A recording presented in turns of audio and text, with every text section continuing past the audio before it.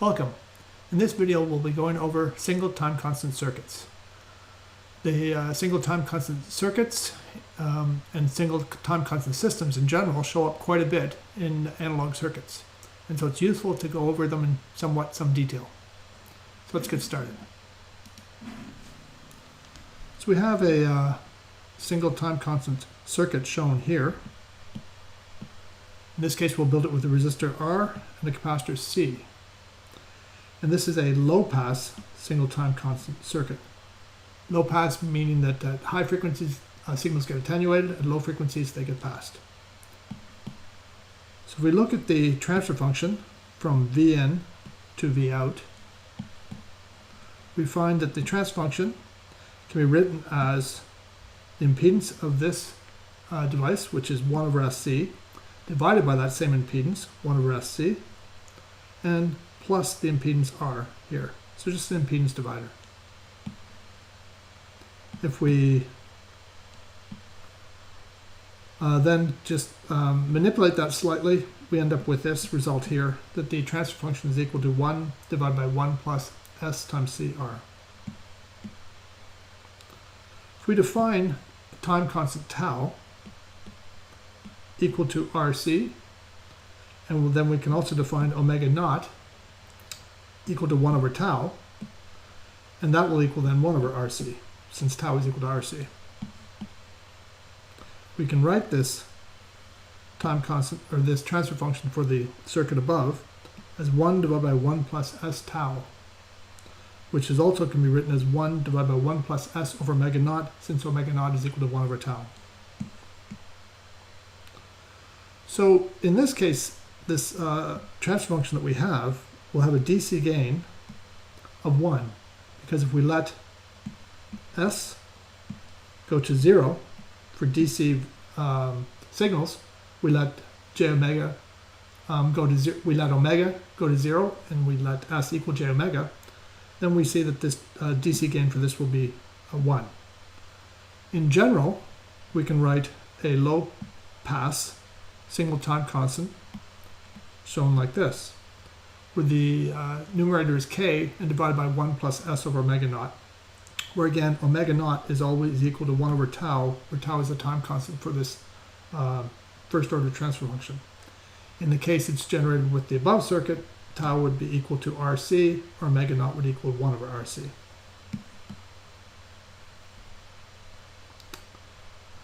We can find the magnitude response of the single time constant circuit by just taking the magnitude of our transfer function. We're letting S equal j omega in this case. So in this case, we've substituted right here, S equal to j omega. If we find the magnitude of this, that results in this equation shown here. If we look at this equation, we can see that when omega is much less than omega naught, so when this omega is much smaller than omega naught here, then we have that this term goes to 0. So we can ignore it. We find that the gain then is just equal to k. So for very low frequencies, the gain of this transfer function is equal to k. In the case where omega is much greater than omega naught, then this term will dominate, and we can ignore the 1 term here. And so we have that the gain is now going to be k.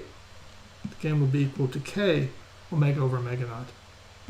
So at high frequencies, the gain is falling off as a 1 over omega naught. So it's falling off as proportional to 1 over omega naught. And then when omega is exactly equal to omega naught, in that case we'll actually have this whole term here will be 1 plus j. In that case then this magnitude of this is equal to the square root of 2. So we just have that the gain at that point, when omega equals omega naught, will be k divided by root 2. So it's 3 dB lower. So that's our 3 dB frequency. We can also look at the phase response for this single time constant circuit.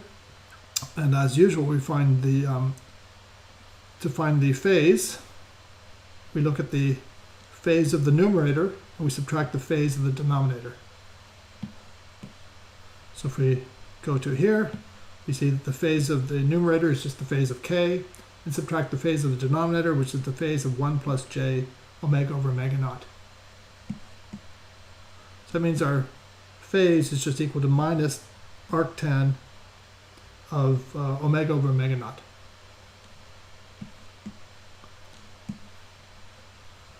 So for omega, much less than omega naught, we see that will just be equal to approximately 0. When omega is much greater than omega naught, this term here will go to 90, so the phase will be minus 90 degrees. When omega is exactly equal to omega naught, the phase will be minus 45 degrees. So we can plot this curve, and the magnitude response is shown here, on off like that.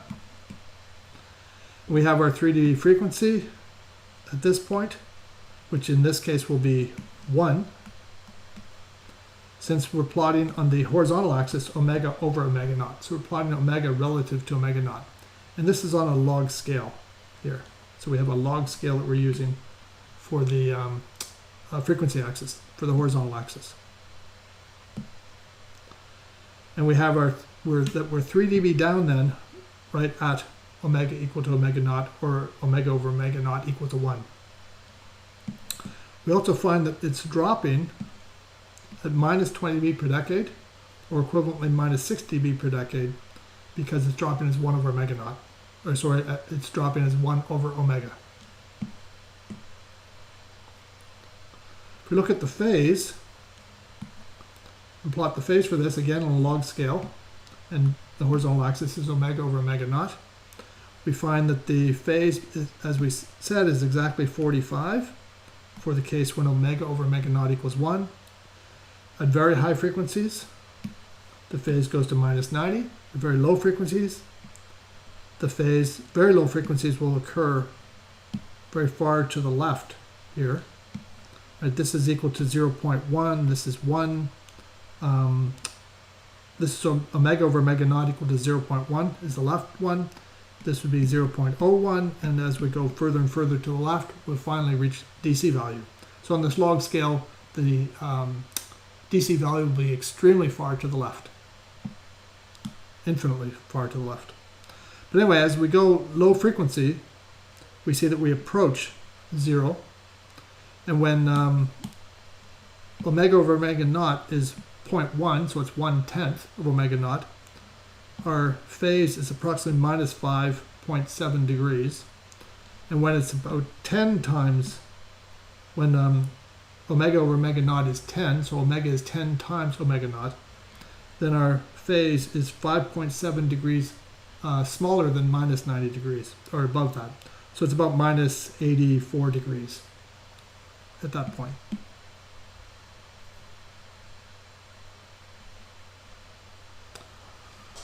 So that was a low-pass single-time constant. We can also look at the high-pass case. A high-pass case, we have a capacitor and resistor reversed, and we can find the transfer function for this circuit shown by dividing, again, this resistor divided by this resistor plus 1 over SCR. And so we end up manipulating that a little bit, and we end up with the high pass response given by this, where we've just divided the top and bottom by CR in the previous equation right beside it. Again, we can define tau equal to RC, as we did in the low pass case, and omega naught equal to 1 over tau, which is 1 over RC. So we can write it as the high pass response is tau, the high pass response is S over S plus 1 over tau, which is also equal to S over S plus omega naught, since omega naught is 1 over tau. In general then, we can write a high pass response shown here, where it's Ks over s plus omega naught, where omega naught is equal to 1 over tau. And if we look at the magnitude response, we get an equation which will look like this. If we look at the phase response, we'll see an equation that is now equal to this. So it's now positive inverse tan of omega naught over omega. We can derive this formula from this equation here. So writing T of S, or T of j omega, will be equal k j omega divided by omega naught plus j omega. So the phase of T of j omega will equal the phase of the numerator, which will be the imaginary component k omega divided by 0, the real part. So it's going to be the arctan of infinity minus the arctan of omega over omega naught. This term here is 90 degrees. Now if we use the relationship that 90 minus tan inverse of 1 over x is equal to tan inverse of x. Using this relationship, we can see that it's not difficult to derive the equation that we have here. So now, similar to what we saw for the low pass case, we can take this high pass case and we can draw the plot for that. So we can plot the result. We end up with in the high pass case, the transfer function increasing until it flattens out. In this case, it does 0 dB because we're making it relative to the gain at high frequencies k. So the high frequency gain in this case is k, which again, this is normalized to k. And again, we're plotting it in the relative omega relative to omega naught and in the log domain, as we did with the low pass case. We find that the 3 dB frequency in this case, omega equal to omega naught, is equal to 1, and we have our 3 dB frequency at this location. And it's now rising at plus 20 dB per decade. So this is now rising at plus 20 dB per decade because it's rising as omega, proportional to omega. If we look at the phase, you see at very low frequencies, the phase is approximately plus 90 degrees. As we go to high frequencies, it approaches 0 degrees. And at omega equal to omega naught, we have 45 degrees. So we're at this point right here.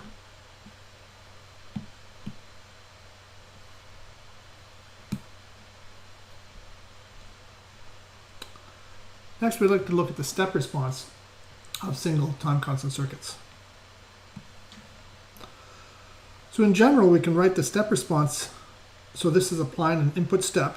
We can write the step response as the output is always equal to the final value of y minus the final value of y subtracting the initial value just after 0, so the 0 plus value, times e to the minus t over tau, where tau is the time constant for that single time constant system. So, as I mentioned, y infinity is our final value. Y 0 plus is the initial value just after 0. We're assuming the step occurs exactly at 0. And tau is the time constant for the system. So what we're saying here is we have an input, u of t, in this case, into our system, creates an output y of t, and it could be high pass or low pass. And our step is given by this type of curve here, where it's going to a step of 1, so a height of 1, and then just stays at that for all time. This is a horizontal axis is time here. So in the low pass case, we have our general low pass response, and our omega naught is equal to 1 over tau as before. What we have here is our final value, because it's a low pass case. If we wait long enough, we know that the output is going to rise and eventually reach, actually, sorry, it won't reach 1, it'll actually rise and it will reach K, the low frequency response. So the low frequency value gain is equal to K, so eventually the output of this should equal K. So if we look at that, then we have that the output in this case is going to be K minus K. The initial value exactly after 0 is going to be 0 because it doesn't change instantaneously. It's a low pass transfer function. And then this is times e to the minus t over tau. So we can factor out the K terms here. We end up with this term then, or this equation for a low pass case shown here. So it rises, comes along here, and then rises at that with an exponential and the time constant equal to tau.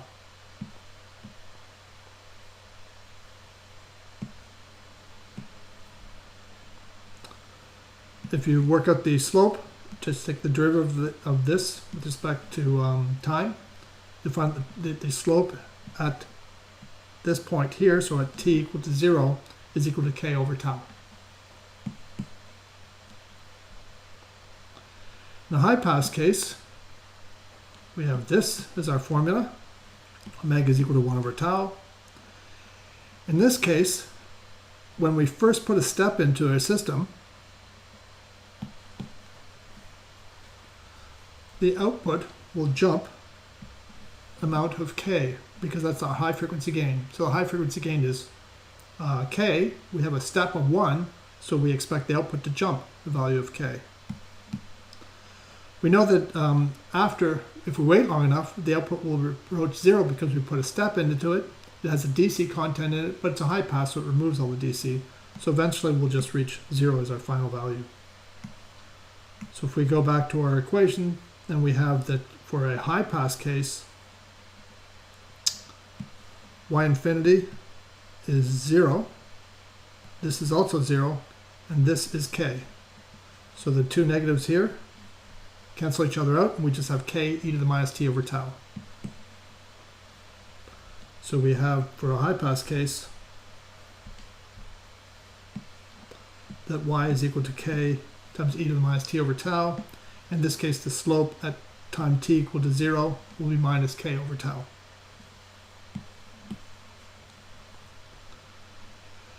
We also can apply pulses into the system. So instead of a step, which stays like this and would just stay for all time, instead we can apply a step, a pulse, which go up, stay for a period t, and then go back down, and then carry on here. So this is our time axis again, along here.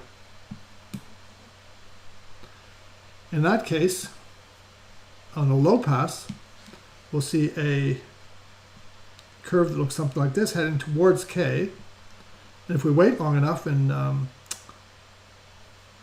tau, let's say that tau is much less than our period of our pulse, then we expect that this will certainly reach k, and then it'll stay around k, and then it'll go down to 0 quickly, and then stay like that. So this is for a small time constant relative to our period of our pulse. If our time constant is approximately equal to tau, or to t, the period of the pulse, remember t here is our period of our pulse that we have here, or the length of the pulse, then it might look something like this one here shown. And in the case where tau is much greater than our length of our pulse, then we'll be just starting to head off towards k, so we would like to take a lot longer to get there, but all of a sudden the end of the pulse will come along and it'll start driving down again right away.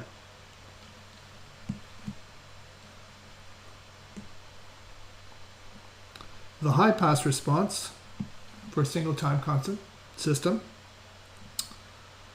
if we have tau much greater than our period of our pulse, oh sorry, for then the time of the pulse, then we will have it going exactly up to k, starting to head back down towards 0, but not getting very far, and then dropping again a length of k.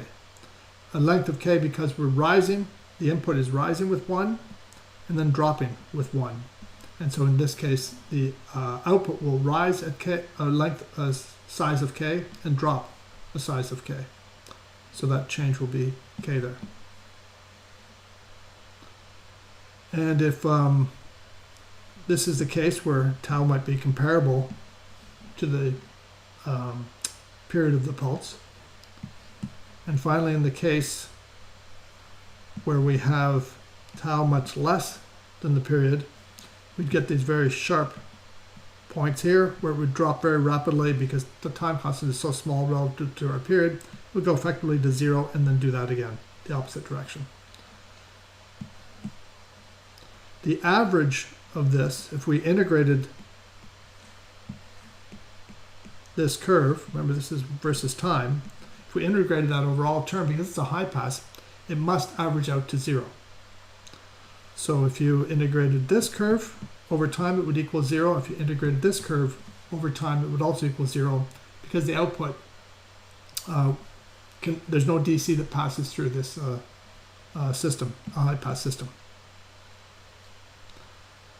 And also in the case of tau much greater than the period, we can look at the percentage sag here. So percentage sag is basically the delta k, so how far we drop below k. So ideally, if tau was extremely large, this would just stay up here if tau went to infinity, and then it would come back down, it would stay there. So the delta k here is an indication of how the tau is not all the way to infinity. So this delta k is our percentage sag, and we can show that delta k is just equal to this term here approximately, because of the slope that it's dropping off, and therefore our percentage sag is given by t divided by tau times 100.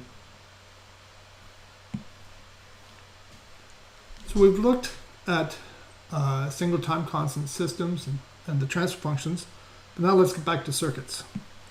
So we'd like to now look at how to find tau for a single time constant circuits, so first order systems, and find just the tau, the time constant, when we have just resistors and capacitors. So no inductors, just resistors and capacitors. Now, if it turns out we have a single capacitor and multiple resistors, then we can show that that will always result in a single time constant system, and we can reduce it. To find the tau, we reduce all our independent sources to 0, and we find the equivalent resistance seen by the capacitor. So as an example is shown here. Here we have an input shown here. We set that equal to 0, so our equivalent circuit that we want to look at is now over here on the right hand side. And we now say we want to find the R equivalent. We find the impedance that's, if we added it, looked at the impedance that sees, the capacitance C sees across it. In this case, it will see R1 in parallel with R2. So we have that our R equivalent is defined to be R1 in parallel with R2, and tau is just equal to R equivalent times C, which in this case is R1 in parallel with R2 times C. Now, that's when we have a single capacitor and multiple resistors. If we have a single resistor and multiple capacitors, we can do something very similar. We also can show that that will always be a single time constant system, and we again reduce our independent sources to 0, and then we find, in this case, the equivalent capacitance seen by that single resistor, because we only have one resistor in this case. So in this case, we have a single resistor here, and an input over here, and two capacitors, C1 and C2. So we reduce the input to 0, so we have this equivalent circuit now, we find the impedance that the capacitance that R sees across it. In this case, it will see the parallel combination of C1 and C2. So C equivalent will be C1 plus C2. So tau will be equal to C1 plus C2 times R. Now, if you have multiple resistors and multiple capacitors, there's no guarantee it will be a single time constant system at that point. It could be higher order. So if there's a single resistor and multiple capacitors, it's guaranteed to be first order. If there's a single capacitor and multiple resistors, it also will be first order.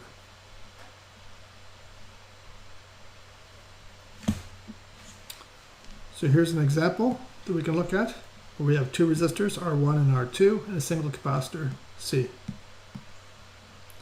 So we know from what we just mentioned that our time constant, we want to see what the impedance is that C sees across it. So if I added an ohm meter, if I took C out and put an ohm meter right there, attached to these two nodes, we would measure R1 in series with R2 when VI is set equal to 0. So we have that tau is going to be C times R1 plus R2 in this case.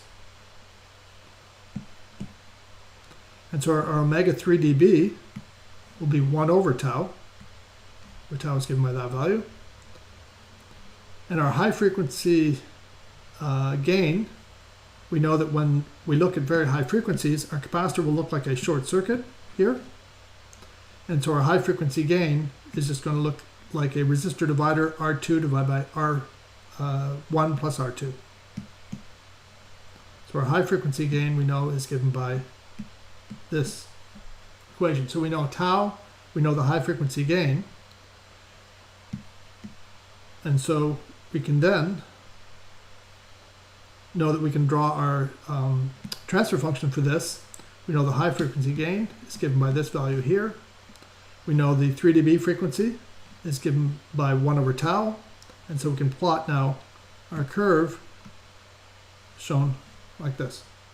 So very quickly we can figure out what the transfer curve looks like for a capacitor resistor circuit that has a single capacitor and multiple resistors, or vice versa, single resistor and multiple capacitors.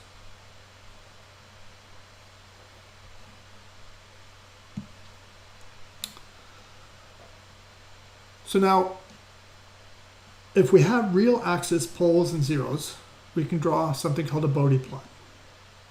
So a Bode plot, again, we'll look at the case where the horizontal axis is the frequency in log domain, so log axis, and the vertical axis here is the dB. So the log for the vertical axis, because it's in dB, and it's the magnitude response of the transfer function. If someone gives us the poles and zeros, so they tell us that there's a pole at this frequency, there's a 0 at this frequency, pole here, a 0 at this location, pole here, and then also we have a 0 at omega equal to 0. So these are all just given to us. Then we can, assuming that all these poles and zeros are on the real axis, and they're reasonably far apart, so none of these are too close together, then we can draw out a Bode diagram shown here and say, due to this original 0 at omega equal to 0, so this one right down here, we know we're rising at plus 20 dB per decade. When we reach our first pole, it will change from plus 20 dB per decade to 0 dB per decade. It'll drop by minus 20 dB per decade from what it was. So it'll go to being flat here. Another 0 occurs, and that will make it rise again at plus 20 dB per decade. This pole will make it go flat again, because it'll drop it by minus 20, and it was rising at plus 20. So it'll be at 0 dB per decade. Another pole occurring here will then cause this to drop at minus 20 dB per decade. This 0 will then flatten that curve out and go to 0 dB per decade. This pole will make it drop again at minus 20 dB per decade. And then another pole here will make this drop at minus 40 dB per decade. So we can fairly quickly draw an approximate transfer function for this, for these poles and zeros.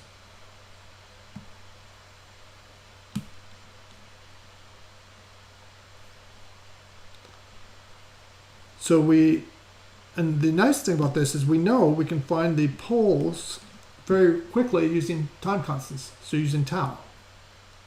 And it turns out as well, the time constants we also saw don't depend upon where the input is applied or where the output is taken. So the tau does not depend upon where we apply our input or where the output is taken. So we can look at a circuit, zero our input, not worry about where the output is, and fairly quickly find the time constants for a circuit, assuming all the poles and zeros are on the real axis, in this case fairly reasonably spread apart. The zeros, on the other hand, are not as quickly to find, so they do require some analysis or some experience in how to find the zeros. So let's put this into practice with an example. So in this case, we'll have an input, V sub I, finding the output, V out. We'd like to find the transfer curve for this. And we see that we've got in this case, a single capacitor and two resistors. So we know it's a single time constant circuit. So we can find the pole for it, and then it turns out this particular one also has a zero. So we're going to assume that R1 is much greater than R2 in this case. So if we go through the full analysis, we can go through full analysis and solve and find that the transfer function from input to output is given by this equation, which then can be reduced to this equation here. So full analysis shows us that we have the zero of this transfer function is given by this, which means our zero is at 1 over C times R1, and our pole is given by this, which is equal to 1 over C times R1 in parallel with R2.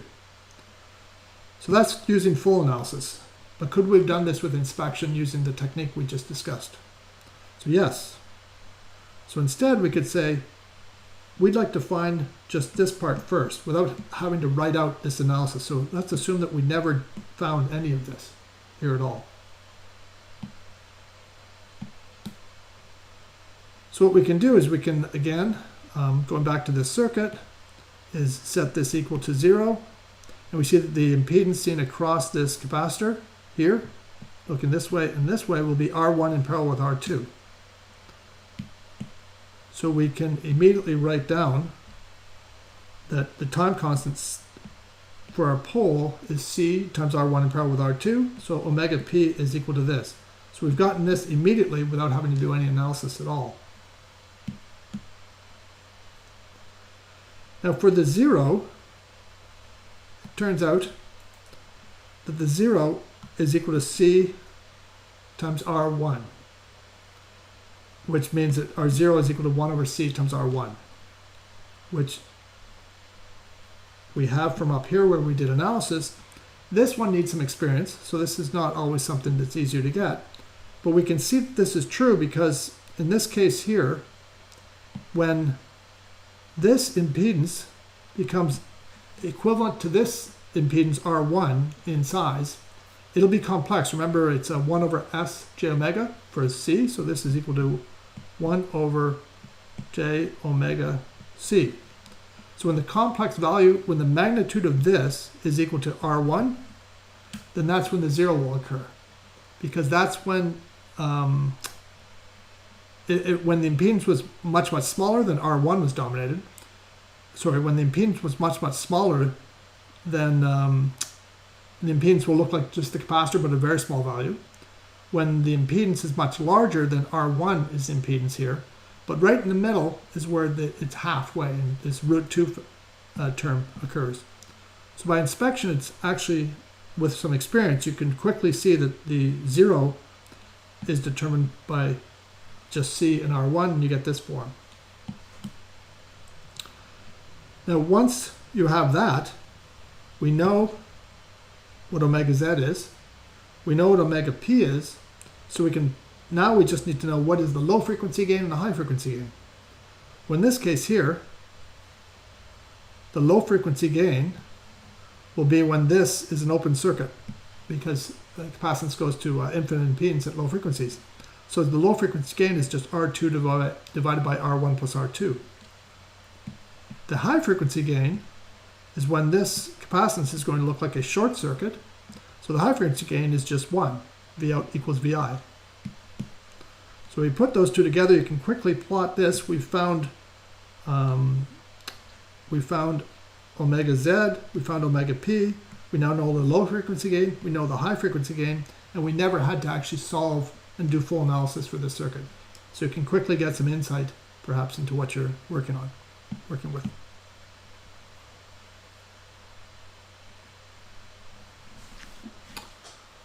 So now we'd like to look at estimating the unity gain frequency, which we'll refer to as Ft, which is equal to omega t divided by 2 pi, of a single time constant circuit when its low frequency gain is much greater than 1. So in other words, if we have a case here, shown here, where our low frequency gain, A sub m, is much greater than 1. So it's 100, 200, 300, 10,000, whatever it happens to be. And what we know is that the transfer curve will look something like this, dropping down at 20 dB per decade. And we'd like to know, when does it reach 0 dB? So we know this might be 40 dB or something. Well, what frequency does omega t occur here? And assuming we also know omega 3 dB. So we also know we're given omega 3 dB and we're given the low frequency gain. What is a good reasonable estimate for omega t? Well, we know the equation for this is just given by the low frequency gain divided by 1 plus S over omega 3 dB. And we're assuming that A sub m is much greater than 1 for this to be a good approximation. And what we have is omega t by definition. We're defining omega t as where the magnitude of the transfer function of j omega t is equal to 1, or 0 dB. So that's by definition. So we just plug this into this equation here. We have, this is our magnitude response that we have here with j omega t over omega 3 dB.